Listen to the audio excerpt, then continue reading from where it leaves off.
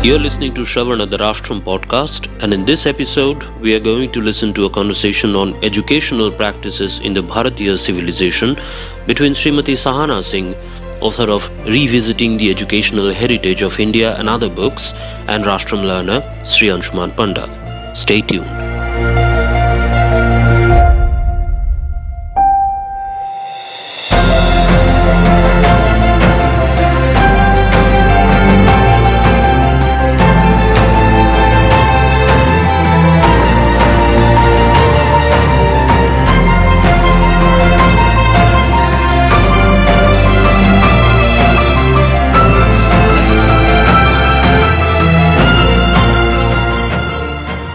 Today we have the pleasure of hosting Sahana Singh ji, author of two well-researched books on ancient Indian education, her recent one being Revisiting the Educational Heritage of Ancient India. Namaste Sahana ji and welcome. Namaste. So before we begin, I would like to thank you on a personal note because your first book, The Educational Heritage of Ancient India, was what started me on my quest to know more, and that's how I reached Rashtram. So thank you for that. But that brings me to my question. In today's world, which is so much saturated with information, you are getting bombarded with information from every quarter. So, as you mentioned in your book, the importance of Brahmacharya, it is of major significance. So, how do we bring back that Brahmacharya aspect in our lives, in our modern lives? Thank you very much, Anshuman, for that, for telling me that you got inspired by my book. That inspires me now. So it's when my ideas are heard and when discussed that makes it so worthwhile for me. So Brahmacharya is something that when I was studying the Guru Shishya Parampara, I realized that it was such a core part of the education system, and which is totally missing in today's world. So basically, Brahmacharya is about learning how to control your senses, and not just go after self gratification, but to make sure that your whole entity is focused on learning, on education, and seeking. So that is what it is about, and for that you have to build your body to make sure that you can spend your next 25 years in learning. So your body has to be conditioned for that, and your mind has to be conditioned for that. So it was a very personal thing where the guru would be guiding the brahmachari or a brahmacharini on that quest. So now today the problem being that we all go to schools where there are so many students in one class, and we are not being taught differently. Each one of us actually needs a different way of learning. So there's a standardized way of teaching. So that's already not helping in the cause of developing a brahmachari. So how do you bring it back? It's something that needs to be reflected upon, and that's in fact one of the questions I'm asking in the book. That how are you going to bring it back? How are you going to contemporize it with today's education? I think one of the first things is that you have to explain to them that what it was like. So you have to, before you start teaching, you have to first prepare the mind to receive it. And so you have to first explain to them what Brahmacharya is and what your student life is going to be about. Right? So you have to explain to the students that the whole life is ahead of you. So you don't have to worry about gratifying your senses right from now. You have your whole life ahead of you. But these critical years, please spend on learning as much as you can, because your mind is now not cluttered with so many things. You don't have to worry about your family. You don't have to worry about earning, hopefully, at that time. So I think it's about teaching the student about Brahmacharya today. It is not something that is well understood like in ancient times, where they knew that the moment you completed the Upanayana ceremony, your Brahmacharya life starts. So today we have to probably, in the current education system, we have to introduce this topic of Brahmacharya and tell them about this, that this is what it is about, and why celibacy is very important at this time. Of course, we can, the thinking has changed now about celibacy. So if I go to a campus in the US and tell them that you need to be celibate during this period of studentship, they'll just dismiss it. Because there are examples of people who are having girlfriends or boyfriends and they're still doing well in their studies. So they take it as a sign that you don't really need to be a brahmachari. But I think this is where we have to make the case that we are building your character. And so you have to be able to control yourself. You have to not indulge in every pleasure that beckons to you. Exactly. And then also the fact that all the energies, once you start indulging in pleasures, then it will affect your mental capacity. And you will not be able to, it will affect your sleep. If you are eating, having all the food that you like to eat, indulging in that, then it's going to affect your constitution and your thinking capacity. So I think to revive it, it's mainly you have to explain, you have to talk, and see whether we can bring back that Guru Shishya style of learning and teaching. Even in the modern campuses, like here you have done in Rashtraam, I see that you have made a beginning. So you have that mentor and mentee. So where the student can, the mentee can ask the mentor, you can't control your thoughts. It's not easy. This is something that has to be taught. So if your mind is straying and if you're having all these disturbances, then the mentor should be able to guide you and tell you what to do, how to come out of this. So I think the more you make it, more you make the teacher-student ratio favorable towards the students, it is going to help in bringing back brahmacharya. But you have to think about it. It's not easy. There are many disciplines associated with this. One beautiful thing you mentioned in your book, ma'am, the importance of patience. गुरु के पास अगर शिष्य जाते हैं और गुरु को लगता है the student is not yet ready to receive the knowledge, then they say go for 1 year and at least go and do some penance, not a penance, but wait till you are receptive to that knowledge, and then I will teach you whatever I know. Right. So it's not about just demanding answers from your teacher. I think the current paradigm. There's a lot of experiential learning. Yes. So brahmacharya is, in a way, I think, focusing on the individual aspect of a person. But if we are to scale it, and I don't mean scale in a derogatory or denigrating way, but if we are to project it at a national level, suppose in ancient India, when travelers used to come to India in search of knowledge, seeking knowledge, and they called, Huan Sang, you mentioned, called India as Yin 2, the land of light. So if we are to project it as a national level, so how do we bring it into the mainstream and project our country as that hub of knowledge again? How do we make it a hub of knowledge? Yeah, so that's where the whole learning, the ecosystem has to change, the attitude has to change. So it's not about just getting high marks in the examination. It's about, are you able to free up your mind to think and to examine a problem in different ways, to think of a solution for it, to see that your innovation is completely unleashed. So until that happens, if you're just having a curriculum where you have to have the syllabus, you have to finish it off, then that's not going to happen. So I think it's a very integrated approach that we have to take. So if you want to scale up brahmacharya, you want the whole culture of learning, right? So the seeds of curiosity have to be planted. So you have to not straight away thrust books at them. Books come much later. So make them examine nature, make them experience nature, and then the questions will come. So and then you ask them so everything comes with questions given to the students that they try to find the answer themselves, rather than they have to learn it from the books directly. Everything is given in the books. In fact, those books come to them later. So first they are only made to experience, and then the questions are put to them and they try to find the answers. I think so that the whole system has to change, the whole education system has to change to inculcate curiosity in the students. We had Arvindan Nilkanthanji as a visiting faculty. He mentioned this very fact, that the constitution mentions that you need to develop a scientific temper. When you say a scientific temper, it is meant in a sense that I have the scientific temper and you don't have. It's a way of discrimination. What should be promoted is the joy of knowledge, the joy of learning. And that, exactly. So once a child learns how to read and write, then the child wants to express through writing. So then that becomes a journey in itself, right? And when the child reads, then the vocabulary expands, and now the child is able to express more. So it should become a thing of joy, which is what it was. Xuanzang noticed it in India, that it comes very naturally and very spontaneously to the Indians, the love of learning. Exactly. So we have to and find it is not just, I think, intellectual learning means it is spread across various disciplines.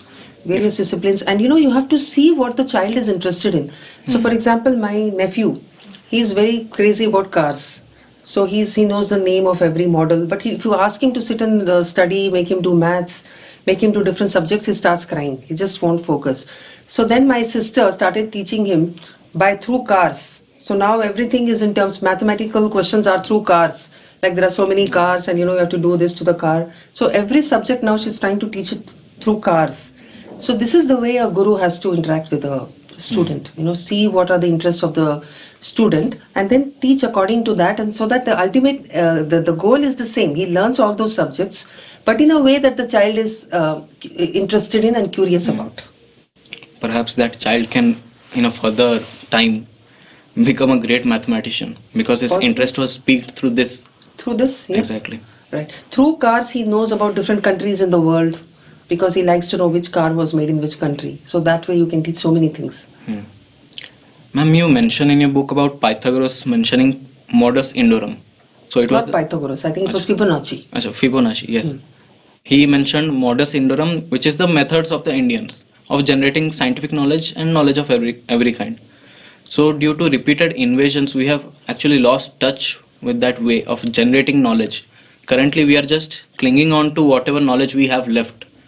And so, if we want to generate new knowledge through the modus indorum, how do we pick and choose parts of, say, what are the best practices across the world and what is ours, and how do we amalgamate that?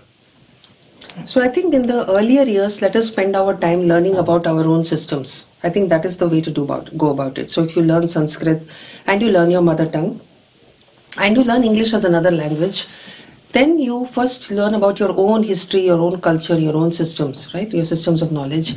And then after some time, you start exploring the world around you. You come to know. I think automatically you will start taking the best of both the worlds. I think that's the way it should be. So let's start with our own texts. So even when the child is very young, you're already telling stories of Ramayana, Mahabharata, telling them in the right context, not the way it is being told, like, Uttar Ramayana and all that thing comes in and so you tell them in a simple storytelling way through games, use games wherever possible, and then fill them up with our own ideas and stories, right? And do not make it like a chore. Everything should be like a thing of joy, like a game. I think we should see how we can gamify our lot of our subjects, okay? Because that really makes children enjoy. Even today, that craze for video games and all, because people love games and competition, young children especially, even older people. So let us look at all these things that we want to teach and see how we can make it like a very enjoyable game. While at the same time keeping in touch with our languages and our stories, right? So in fact, because there are so many games, we had so many board games that we have still not explored. One of the people that I know, he is actually developing indie games, taking them to schools, and he is using them to come up with new games. That itself is a very thinking activity. So he gives them a board and he says, what games can you make out of this? What kind of game can we make out of this? So these kind of activities where they are forced to think creatively will really help them in then amalgamating the knowledge from the from the rest of the world with ours, because then they won't see that boundary, right? And also I think we need to be careful about the way we teach them our history. So we tell them all these things, at the same time we tell them that we learn from this, so do not label anybody, go approach with a clean mind, clean slate, but just be aware of these things. So that's the way. It has to be done in a very subtle way. You should carry no bitterness towards the other. Yes. Because it can lead to depression if you only teach them about invasions and then you make it seem like now everything is lost. That's not going to help. You have to show them the way out of this, that how now you are empowered to now, you're not slaves anymore. Okay, you are the mistress of your own destiny, mistress or master, and then you can carve a new future despite all that has happened.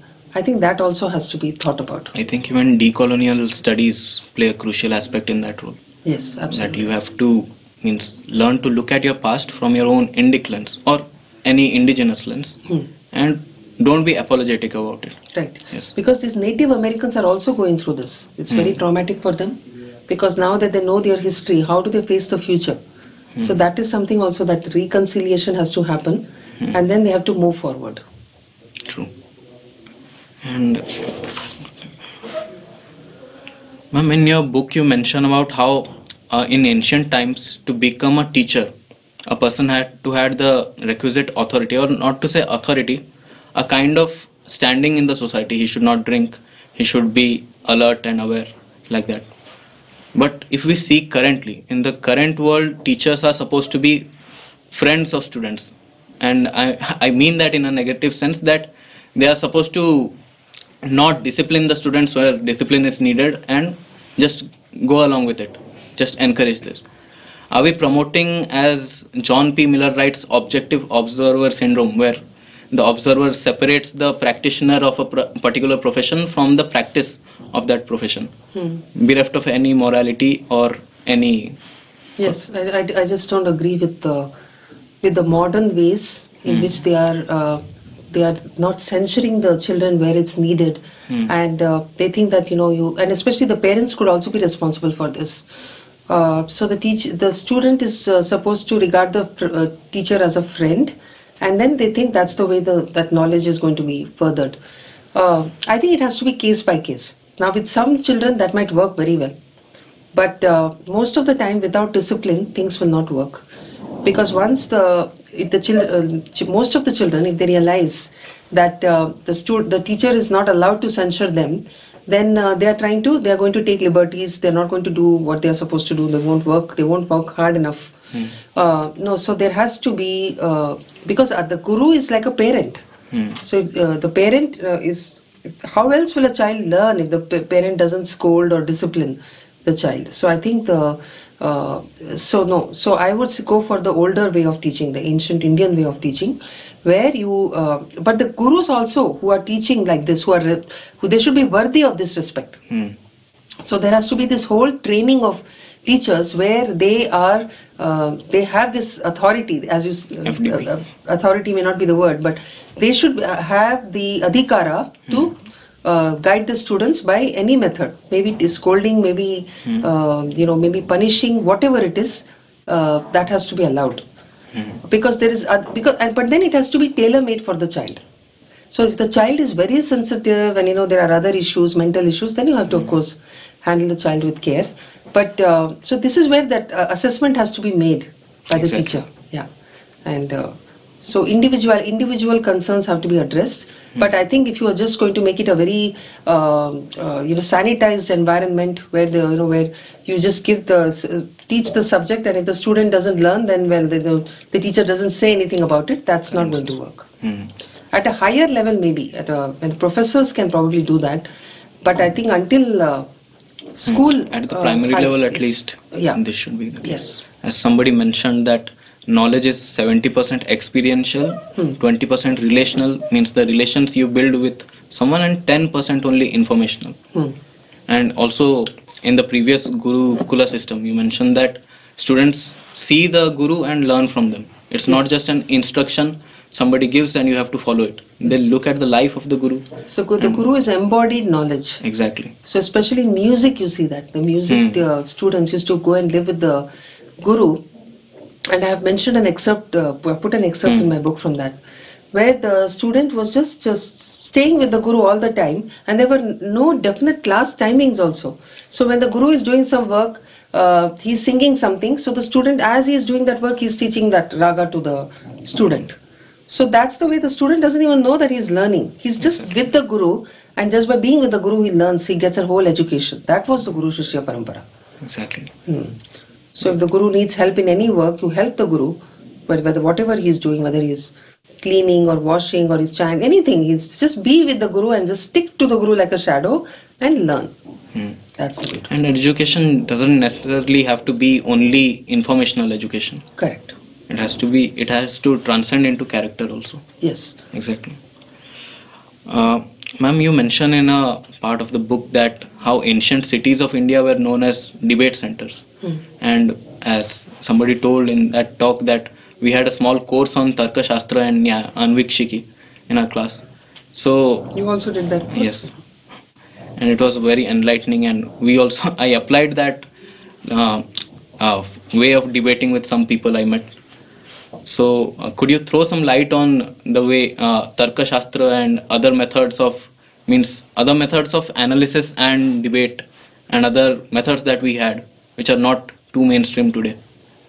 No, you can use first of all, when after teaching that subject, in whatever level you want to teach, I think we can give them modern problems. The students can be told to look at modern problems from the Nyaya perspective, and what do they think about it? Whether this party is right or that party is right, whose arguments are sounder, or whether this policy decision has it really had the impact. What do you think from the Nyaya perspective?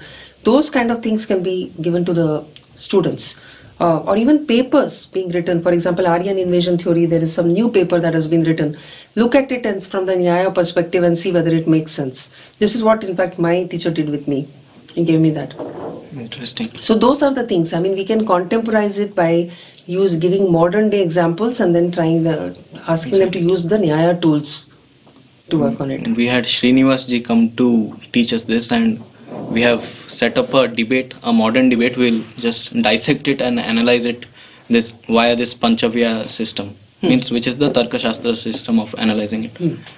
Yeah, so same thing like what I mentioned. Why not we have debate tournaments with that for the Tarka framework? And so we have two perspectives and both of them debating, and then either you declare somebody a winner or you give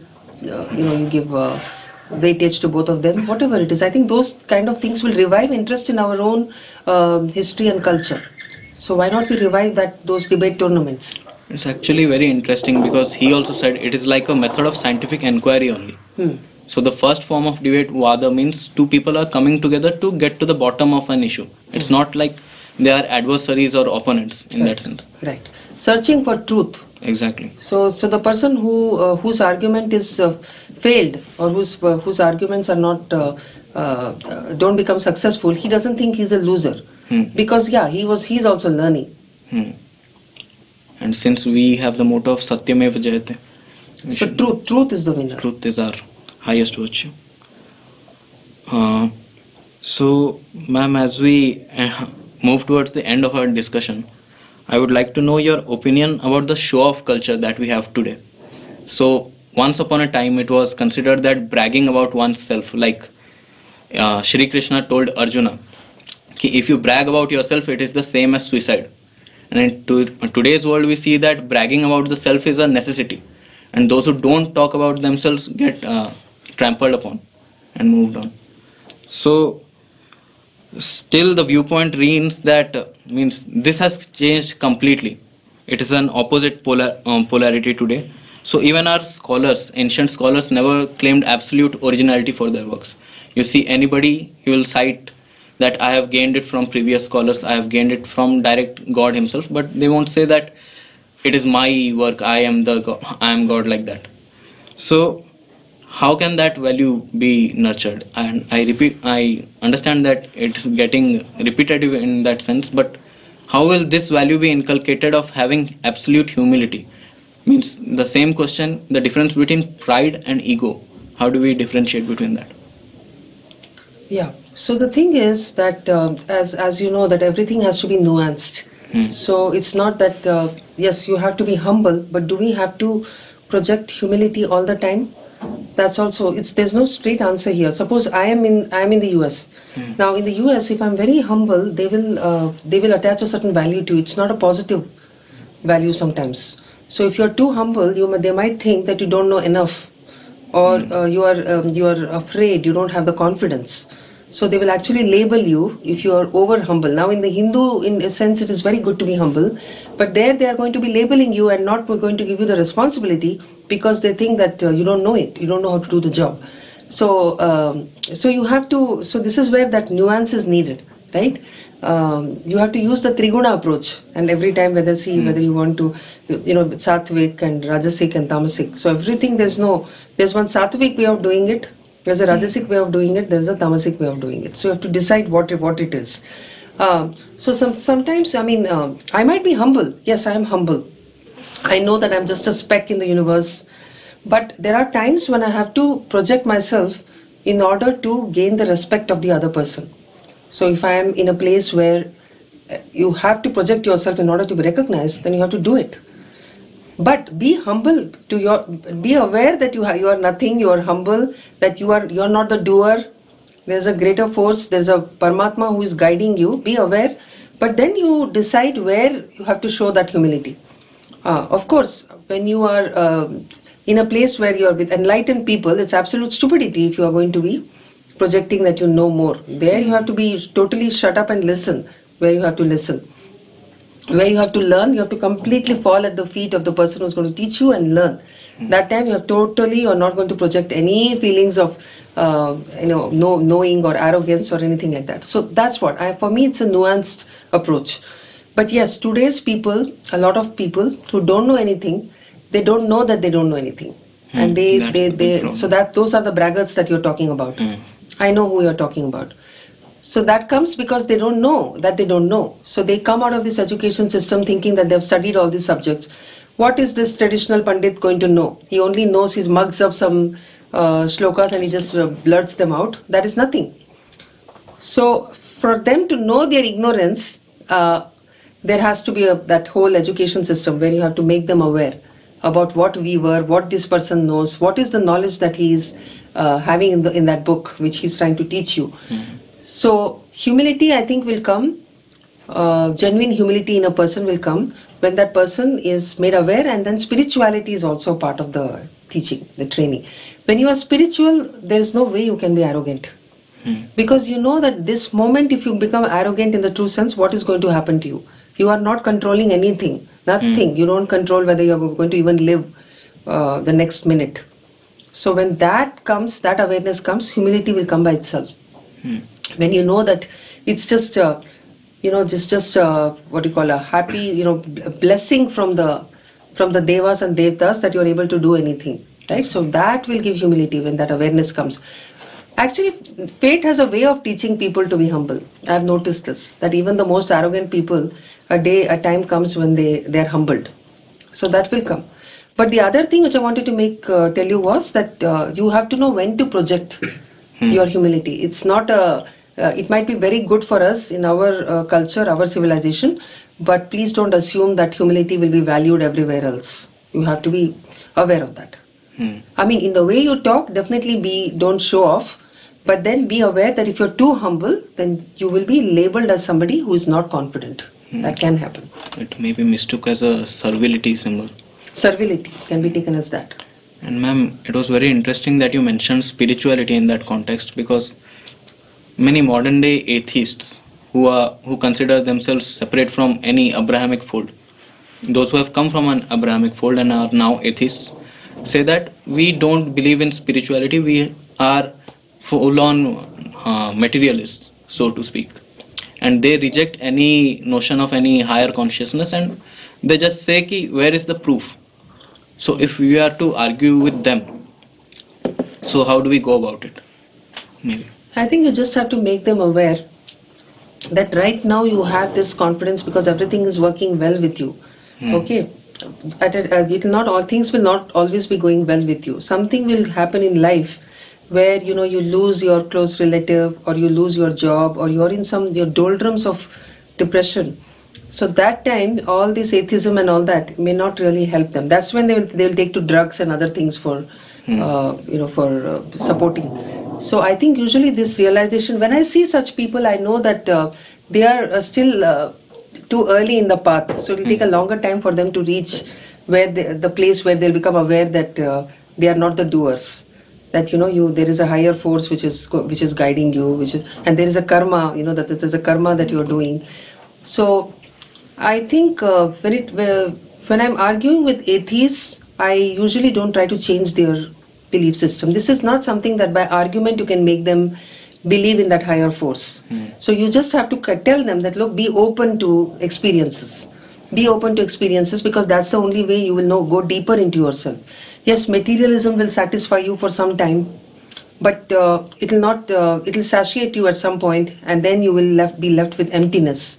So you will encounter that path which leads you to spirituality, if you are open, if your eyes are open. Exactly. So that's the only way. I mean, you can't win this by debate. Interesting to read how our ancestors debated with Charvaka. Ma'am, that brings me to my final question.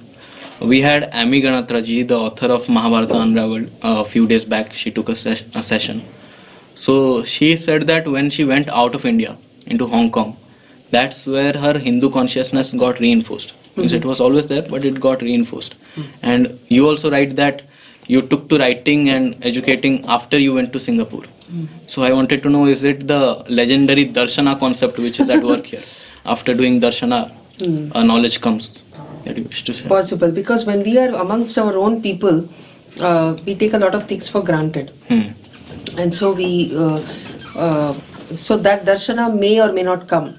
But definitely when you step out of your own country, that's when you have to constantly define yourself. You become an ambassador also of your own country and your civilization. So many of these answers came to me because of the questions put to me, like why are you a vegetarian? Why do you worship cows? So these are questions. Which caste you belong to? That's also a question I've been asked in a water conference. Which caste you belong to? I said, why? Why do you need to know? Are you a Brahmin? Because you speak English and you're educated. So that is those kind of questions when they're asked, then you understand how you're perceived, and then you start defining yourself and you try to find more about your culture and your civilization. So yeah, so if you get out of your comfort zone, that is when you experience a lot of things. So when you are in your comfort zone, it need not be out of the country also. You can actually go somewhere. Yeah, India being so diverse, even if you go from one part of India to another part, there also you will find that you are getting questions thrown at you, and you're finding the answers to that. Like I am from the south, and I grew up in Delhi. So a lot of things are questions that I used to get from the North Indians, like why do you do this? Why do you do that? Why? What does this word mean? I mean, what kind of language is this? Does this have anything to do with Sanskrit? So those kind of questions would come, because many words in Kannada don't sound like Sanskrit, right? So each time you are thrown out of your comfort zone, you will find those questions being thrown at you, and if you are a true seeker, you will find the answers, and then you'll learn how to answer it. You'll find you'll establish communication channels. That's true. So, for example, when I was asked, why do you not eat cows? Cows are roaming on the streets of India, and there are so many hungry people in India. Why don't you solve this hunger problem by eating the cows? This was asked. So I said, look, will you eat your mother? Then of course they said, oh, so because cow, you regard cow as a mother. I said, no, it's because you are drinking the milk of the cow. So the relationship itself is different now. If you are drinking the milk, then it's the mother's relationship that you have with that animal. So this is not an animal like another animal. So I was able to explain to them that it's because of that we drink milk. That moment that we drink milk from this animal, it has become our mother. So we have to honor this relationship. We can't eat it now. So then that kind of actually made sense to them. You'll be surprised to know that all of them then that day who were at my table, they said, okay, so that's the reason people don't eat cows. Of course, that's not the only reason, but I gave them that reason to explain to them. And then I did more research on the site to know. And today I know so much about cows. For example, that smallpox, for example, that the people of the time realized that those people who live in close vicinity of cows, they are not getting diseases like smallpox. So then they realize that the cow, being with the cow is giving them good health. It's not just milk, but just being in the company of a cow is keep protecting you from so many diseases. So that could be one of the reasons later that, cow was venerated more and more. That happened when they realized that it's giving you good health. Okay. So this is the way the darshanas that you get when you reflect on these questions that people ask you, outsiders. It's amusing in the sense that if we were to ask them, why do you draw a distinction between humans and animals? Where do you get this idea from? Ultimately, they will go to their scriptures, because that's where that distinction has been first drawn. No, it's absolutely, India has given the whole concept of vegetarianism to the world. And the fact that animals have atmas. So this is well documented. There's also a new book on it, which completely gives the credit to India for that. The concept of understanding that animals also are beings, that they have feelings. This is totally an Indian contribution to the world, this understanding. What is the book, ma'am? It's there in my references. If you see my references, there's a book on vegetarianism. Sure. Yeah. Okay, ma'am. Thank you for coming to Shravana. Thank you so much. I loved your questions. Thank you. And may the learning and seeking continue. May we get to interview more on your new books when you write them. Most welcome. Thank you. Thank you. You've been listening to Shravana, the Rashtram podcast. We hope that you enjoyed the conversation. Watch this space, subscribe to our channel, like it and share it with your family and friends, and comment on our content to let us know what you think. Follow Rashtram on Facebook, Twitter and Instagram at Rashtram SPL. Visit rashtram.org for more.